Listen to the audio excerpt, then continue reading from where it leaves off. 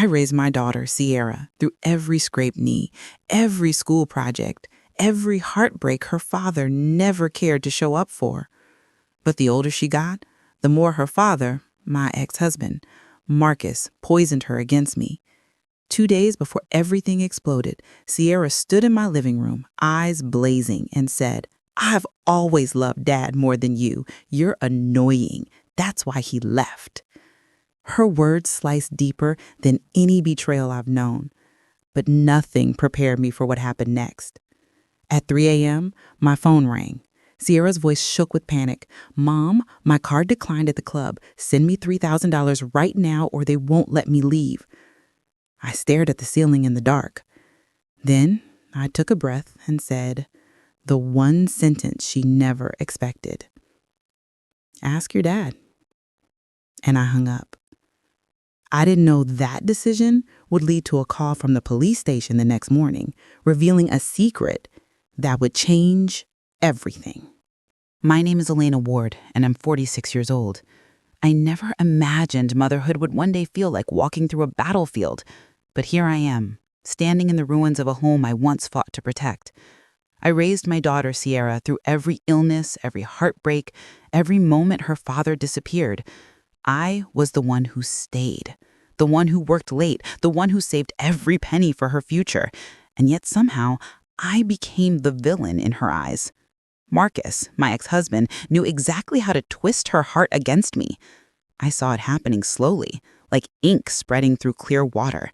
But the night she screamed the truth at me, I realized how deep the wound had already gone. The fight started over something small. Laundry on the stairs, a curfew missed, a tone she didn't like. But like always, Sierra's anger wasn't really about chores. It was about Marcus. She threw my rules back at me like accusations, comparing me to the father who bought her gifts instead of giving boundaries. The shouting escalated until she hurled the sentence that cut deeper than anything before. "I've always loved Dad more than you. You're annoying. That's why he left." She stormed out before I could speak, leaving the air heavy and sour. I sat there in the quiet afterward, staring at the door, wondering when my daughter had stopped seeing me as her mother and started seeing me as the enemy Marcus painted me to be. When Sierra slammed her bedroom door, I heard her on the phone immediately. Her voice softened, the kind of softness she never used with me anymore. "Dad, can I come over?" she whispered. Minutes later, she packed a bag without looking at me. No explanation, no apology, just a glare filled with misplaced loyalty. Marcus arrived outside, honking like a teenager picking up a date. He gave me a smug smile, as if he'd won some secret game. Sierra climbed into his car without hesitation, without a goodbye, without a single glance back at the mother who raised her alone. As they drove off, the porch light flickered behind me. I felt a sting, not from anger, but from knowing that my child had chosen temporary comfort over the truth. The house felt hollow without Sierra, like the walls themselves knew she wasn't coming home that night. Or the next day, for 2 days, I heard nothing. No texts, no calls, not even a passive-aggressive message. I kept checking my phone anyway. Every time it lit up, my heart jumped, only for it to be a spam email or a work notification. I cooked dinner for one, reheated leftovers, slept badly, and kept replaying the argument. I wondered if I should have chased after her, but I also knew that Marcus would only use my worry as more ammunition. By the end of the second day, I forced myself to accept the silence. But I didn't expect what came at 3 a.m., when my phone finally rang. At exactly 3:02 a.m., my phone vibrated violently on the nightstand. I jolted awake, heart pounding. Sierra's name glowed across the screen. For a moment, relief washed through me. Maybe she wanted to come home. Maybe the anger had faded. But the second I answered, panic flooded the line. Loud music, shouting, clinking glasses. Mom, my card declined. I'm at the club and they won't let me leave unless I pay the bill." Her voice cracked, fear turning sharp. I sat up, rubbing my forehead, trying to understand. "Why are you calling me? You're with your father." She ignored the question. "I need $3,000 right now. Right now, Mom." In that moment, exhaustion replaced fear. Something inside me shifted. Finally, Sierra didn't sound like my daughter anymore. She sounded like someone cornered, desperate, and entitled all at once. Mom, stop asking questions. They're not letting me out until the bill is paid. Send the money. I could hear a bouncer in the background telling her to step aside. A girl giggled nearby. Someone cursed. This wasn't a simple mistake. This was chaos. Sierra, I said slowly, why is the bill $3,000? She snapped back instantly. Because it is. Just send it. I remembered every insult from 2 nights ago. Every time she sided with Marcus. Every time he taught her I'd always clean up her messes. And suddenly, I didn't want to be used anymore. Not like this. I took a long breath, stared at the dark ceiling, and finally said the one sentence she never expected. Ask your father. Silence. Then a stunned, choking sound. What? Mom, no, don't do this. Mom. Her voice cracked into panic, but I stayed calm. You made it very clear who you trust more. Call him. Before she could argue, I whispered, Good night, Sierra, and I hung up. My hands were shaking, but for the first in years, it wasn't from fear. It was from reclaiming something I didn't realize I'd lost, my boundaries. I put the phone face down, rolled over, and went back to sleep, unaware that the next call I'd receive wouldn't be from Sierra. It would be from the police. At 7:11 a.m., my phone rang again, this time with an unfamiliar number flashing across the screen. I answered groggily, expecting Sierra's frantic follow-up. Instead, a calm male voice said, Ma'am, this is Officer Delaney from the downtown precinct. Your daughter, Sierra Ward, is here with us. The words slammed into me. For a moment, I couldn't breathe. My heart lurched as I asked if she was hurt. She's safe, he said, but there was an incident at a nightclub involving an unpaid tab and security intervention. Security intervention. My blood chilled. I sat on the edge of my bed, gripping the phone. The officer's tone softened. We need you to answer a few questions before she can be released. I thought last night was bad, but this was something else entirely. When I arrived at the station, a club manager was already there giving a statement. He looked exhausted, irritated, and deeply unimpressed. Your daughter wasn't alone, he said flatly. She was with 3 friends. They ordered bottle service, multiple bottles, and put it all on a card that declined. My stomach knotted. I asked if Sierra tried to call her father. The manager shrugged. She said he didn't answer. Of course he didn't. Marcus was wonderful at pretending to be a hero, just never when it required responsibility. The manager pulled out a printed copy of the bill, a list of charges that looked more like a wedding budget than a night out. He added, someone needed to pay, and she panicked. Panic or manipulation? The officer explained that Sierra had told them her wallet had been stolen inside the club, something she insisted happened before the bill came. But as I listened, something felt off. Sierra was careless, impulsive, but she wasn't helpless. And losing a wallet conveniently right when the bill arrived, the timing was too perfect. I asked whether they reviewed security footage. Officer Delaney noted, We're working on it, but as of now, no one turned in a missing wallet or no suspicious activity was caught near her table. That only deepened the unease swirling in my chest. If the wallet wasn't stolen, then where was it? And why did Sierra need exactly $3,000 at 3 a.m.? There was a piece missing, and I could feel it. Before speaking to Sierra, I stepped into the hallway and dialed Marcus, straight to voicemail. I tried again, voicemail, texted, nothing. This man, who boasted constantly about being the fun parent, had apparently turned off his phone the moment responsibility appeared. The irony made my jaw clench. I pictured Sierra calling him repeatedly last night, each attempt going unanswered until she turned to me, the mother she claimed to hate, the mother she believed would always rescue her. A part of me felt guilty for hanging up, but a larger part felt resolute. Marcus created this version of Sierra, reckless, dependent, convinced consequences didn't apply to her. And now he was hiding from the aftermath. Typical. Detective Rowan joined us, holding a slim folder. He asked me questions I didn't expect. Did Sierra often frequent clubs? Has she been acting differently recently? Did she have new friends? New spending habits? At first, I assumed he was just being thorough, but the more he asked, the more I sensed something beneath it. Was there something suspicious last night? I finally asked. He hesitated. We're not sure yet, but parts of her story don't align with witness statements. A chill crept up my spine. Sierra wasn't just panicked, she was hiding something, and the detective's careful tone told me it wasn't small. He closed the folder gently. We need to hear your daughter's full version, and yours might help clarify what she's not saying. When I stepped into the room where Sierra sat, her mascara was smudged and her expression crumpled. "Mom," she whispered like a child again. For a moment, my heart softened, then the detective's words echoed in my mind. She launched into her story. Her wallet was stolen. She didn't know the drinks cost that much. Her friends abandoned her. The club staff threatened her unfairly. But the details were slippery. She changed the order of events. She hesitated over names. She claimed she didn't drink, yet the bill showed 6 bottles. She said she didn't know anyone else's card wasn't working. Nothing aligned, and she avoided eye contact every time I asked about her father. The truth wasn't just missing, it was buried. Detective Rowan stepped in with a single piece of paper, the club's printed bill. He placed it gently in front of Sierra. At the bottom, beneath all the charges, was a signature. Sierra's signature, clear as day. Her face was drained of color. "That's not mine," she croaked. But we both knew it was.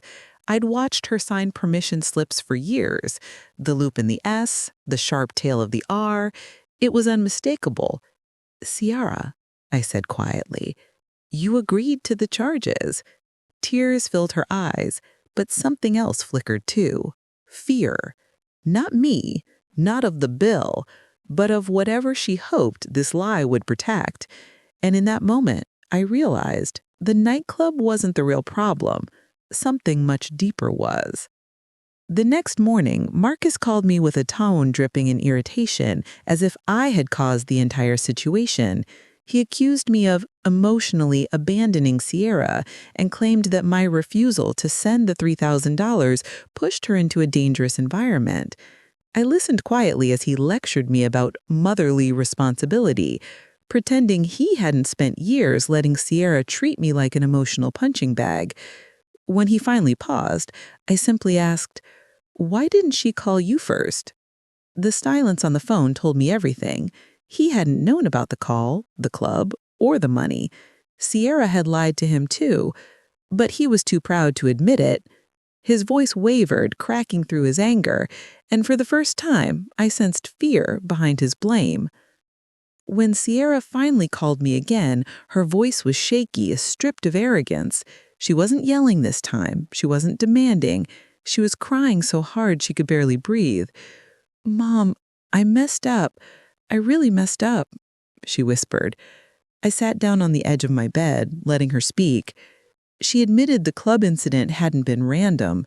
She'd been partying for hours, trying to impress people who disappeared the moment her card declined. She said she felt humiliated that I told her to call her dad. For the first time in months, she didn't blame me. She blamed herself. Her words were raw, like the mask she wore had finally cracked. But I also sensed she still wasn't telling me the full story, just enough to win sympathy, not enough to reveal the truth. Later that afternoon, I received a message from one of Sierra's old friends, Leela, a girl who had no reason to lie. She sent screenshots from a private group chat Sierra was in, a chat filled with bragging, late-night plans, and surprisingly, desperation. As I scrolled, I felt my stomach twist. Sierra wasn't just clubbing for fun. She'd been trying to maintain an image she couldn't afford. In one message, she wrote, "If my mom doesn't pay, I'll just guilt her later. She always folds eventually." Another said, "My dad will cave if I cry." It was like reading a script of manipulation, each line confirming she had planned every emotional blow she'd thrown at me. But the last screenshot was different, more serious. Something about owing someone. Something about time running out. The next few screenshots hit harder than the rest. Sierra had laid out a plan to borrow money from me using emotional pressure. Her friends encouraged it, treating it like a game. One message read, "Tell her you're trapped at the club. Moms freak out over danger." Another, "If she refuses, call your dad and cry. He'll blame her." I felt sick. The club situation hadn't been an accident. It had been part of their twisted plan. But then came a message that changed everything. "If I don't get the money tonight, he said he'll come find me." I froze. This wasn't teenage manipulation anymore. This was fear. Real fear. Whoever he was, Sierra was hiding him from everyone, including me. When I confronted Sierra about the messages, she broke again, not with anger this time, but panic. She admitted the club emergency had been partly exaggerated to pressure me, but she insisted the threat behind it was real. The $3,000 wasn't for drinks or VIP tables. It was to pay someone off, someone she shouldn't have been involved with in the first place. She said she couldn't tell me the details over the phone because he listens. That one sentence chilled me to the bone. Sierra had been spiraling for months, but I never imagined she'd get tangled with someone dangerous. I realized the club wasn't in an emergency. It was a distraction.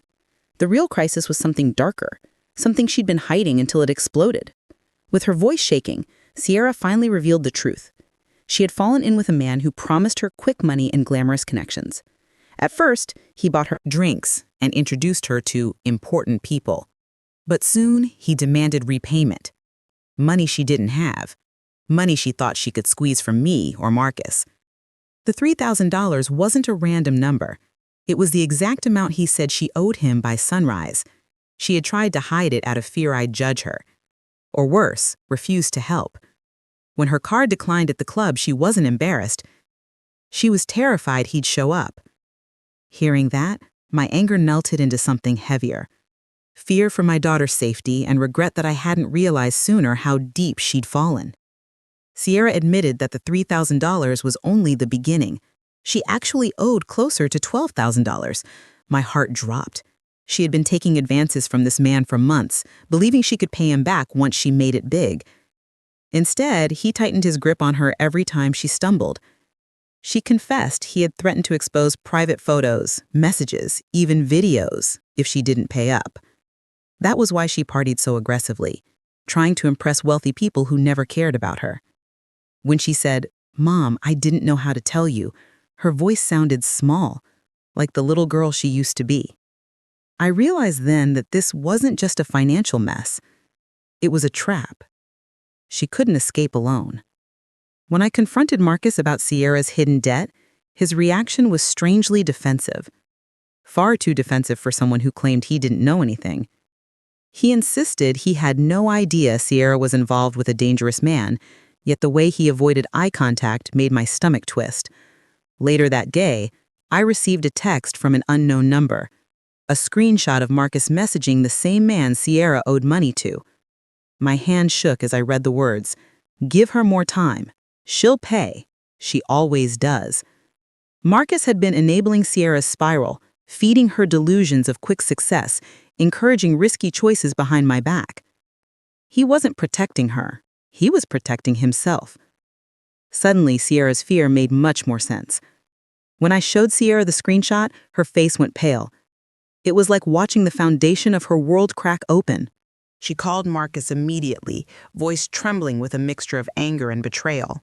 Instead of reassuring her, he snapped, claiming I was twisting things, but Sierra wasn't a child anymore. She recognized the pattern, the manipulation, the excuses, the emotional gymnastics he always used to escape accountability. "Dad, did you know I owed him money?" she demanded. The silence that followed was louder than a confession. Sierra started sobbing, realizing the man she idolized had not only known, but had silently watched her drown. She finally whispered, "You were supposed to protect me." Marcus hung up. After the call, Sierra collapsed onto the couch, emotionally exhausted. I sat beside her, unsure how to comfort her. While she talked, my phone buzzed. A notification from the home camera system I'd forgotten I installed months ago. I clicked it absentmindedly and froze. The footage showed Marcus standing outside my house the night before the club incident, talking on the phone. His voice was clear. "She'll call her mother first. She always does. Just push her. She'll panic and pay." My breath caught in my throat. I hadn't meant to record anything, but the evidence was undeniable. Marcus had orchestrated the pressure Sierra felt. The club call wasn't just manipulation. It was a setup he knowingly allowed. Sierra sat silently as I replayed the clip. Then she whispered, "That's when he was supposed to be visiting Grandma." But he hadn't been. And suddenly, puzzle pieces began to align. Late-night absences, unexplained spending, the expensive gifts Sierra bragged about receiving from him. I checked old phone bills and found frequent calls to the same number, linked to the man Sierra owed money to. Another name appeared repeatedly, a woman Marcus had been seeing for nearly a year. His affair wasn't new, it was deeply rooted, tangled with the financial mess Sierra had fallen into. The money Marcus had been secretly giving Sierra wasn't generosity, it was guilt money, hush money, a way to keep her distracted while he built a second life. When Sierra learned about Marcus's affair, something inside her shifted. The loud, impulsive girl who had blamed me for everything finally went quiet. She pieced together every lie Marcus had ever told her, every time he encouraged Her to chase fake status, every time he bought her silence with money, every time he painted me as the strict, unloving parent. She realized he hadn't been building her up, he'd been breaking her in ways I never could have imagined. I wasn't spoiled, she whispered. He made me believe I needed all that to be loved. Her voice cracked. For the first time, she understood that her father had used her recklessness as a shield for his own secrets, and she hated him for it. The next day, the police allowed me to review the club's security footage. I expected chaos, drunken shouting, threats from the man Sierra owed money to. Instead, what I saw chilled me even deeper. The man had never approached her. Instead, someone else had been watching from across the room, Marcus. He wasn't there by coincidence. He was monitoring the situation, making sure the pressure escalated. When Sierra's card declined, he didn't step in. He watched her panic. He watched her call me. He watched her cry. He wanted her to break just enough to keep depending on him and to keep hiding his affair. Seeing him sitting there while our daughter begged for help made my blood go cold. When the officer finished reviewing all the evidence, he spoke plainly. Your daughter wasn't in danger from that man. She was being manipulated by her father. The truth landed heavy. Marcus had created the illusion of danger, using Sierra's desperation as leverage. The officer explained that Marcus had been paying the man to keep Sierra close, ensuring she stayed distracted and emotionally unstable. Legally, Marcus hadn't committed a crime that night, but morally, he had shattered something far more important. As we left the station, Sierra grabbed my arm. She didn't speak, but her grip told me everything. She finally knew who had been standing in her corner all along and who had been pretending. Stay with me. The moment everything finally breaks wide open is coming now. And before I continue, make sure you subscribe so you don't miss the end of this story. But Marina had already turned away. The mansion they thought they had won was never theirs, and now they had nothing left to take. Wade begged to talk, begged for time, begged for forgiveness, but Marina had heard enough. Her lawyer arrived early the next morning with documents that ended Wade's access to her finances, properties, and future investments. Wade tried charming her, then guilt-tripping her, then threatening to reveal things. Marina didn't flinch. She had every receipt, every recording of his false promises, every detail of his manipulation meticulously documented. The legal separation moved quickly, and by noon, Wade was removed from every account and property ledger he once relied on. For the first time, Marina saw him without the mask, desperate, fragile, and furious that the power he abused had been ripped from his hands. Evelyn didn't want to confront Phoebe, but she had reached her limit. She walked into the mansion Phoebe was being forced to vacate, finding her surrounded by half-packed boxes in rage. Phoebe exploded the moment she saw her. "Your daughter ruined my life," she shouted. Evelyn stood calmly, letting the storm burn out. Then she said, "No, you ruined hers by using her kindness as your currency." Phoebe, Marina sat alone in her study, the thick envelope trembling in her hands. She had avoided opening it for days, terrified of what the documents might confirm. But tonight she forced herself to read every page, every transaction, every deed, every quiet theft disguised as family support. Her eyes widened as she traced the timeline. Wade hadn't just taken advantage of her generosity. He'd positioned himself to drain her entirely. Worse, Phoebe had helped him, smiling sweetly while moving money behind her back. Marina felt her chest tighten, not from sadness, but from a rising icy clarity. They weren't family. They were predators, and they had just made their last mistake. Wade strutted into the house that evening, humming as if the world belonged to him. He didn't know Marina had already spoken to her attorney. He didn't know every account had been frozen, every transfer blocked, every loophole sealed shut. When he tried to access her funds, nothing. When he tried again, still nothing. His face was drained of color. Marina watched him from across the room, her expression calm, almost serene. "Is something wrong?" she asked softly. Wade stammered, sweating, clicking through screens like a drowning man grabbing the air. His downfall didn't require shouting. It arrived in silence, in the realization that the woman he underestimated had outplayed him completely. Phoebe was still bragging about her future beach lifestyle when the doorbell rang. A courier handed her a formal notice. Marina had legally reclaimed the mansion gifted to her mother-in-law. The title had reverted back. The keys were due within 48 hours. Phoebe's smile collapsed instantly. She screamed for Wade, waving the papers like they were on fire. Marina didn't raise her voice when she explained. "It was purchased under my name. I simply corrected my mistake." Phoebe sputtered, calling her ungrateful, cruel, heartless, every insult she could think of. Marina snapped back about loyalty, about entitlement, about how Wade deserved everything Marina had. Evelyn's voice didn't rise once. "You mistook generosity for weakness," she said. "But you were wrong." Phoebe stared at her, stunned that the quiet mother she ignored had finally spoken the truth aloud. Marina stood in her empty living room, the space quiet and peaceful for the first time in years. No pretended affection, no manipulative sweetness, no false crises engineered to drain her. She brewed tea, sat by the window, and felt something she hadn't experienced in years: freedom. She reviewed her finances with her advisor, reorganized her investments, and set clear boundaries for her future. She even restored parts of her old routine: sunrise walks, charity work, and late-night reading without interruption. Her independence wasn't loud or dramatic. It was steady, grounded, and earned through pain. And as she watched the sunset, Marina realized that she had reclaimed more than her money. She had reclaimed herself. Evelyn stopped by that evening, carrying homemade soup and a soft smile. "How do you feel?" she asked gently. Marina thought for a moment. "Lighter," she said. They sat together, mother and daughter, the room warm with calm instead of chaos.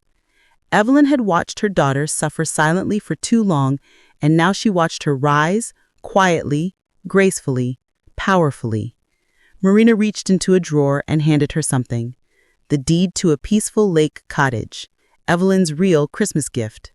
Not flashy, not loud, but meaningful, earned, deserved. Evelyn's eyes filled with tears, not because of the property, but because her daughter had finally broken free. And this time, no one could take anything from her again.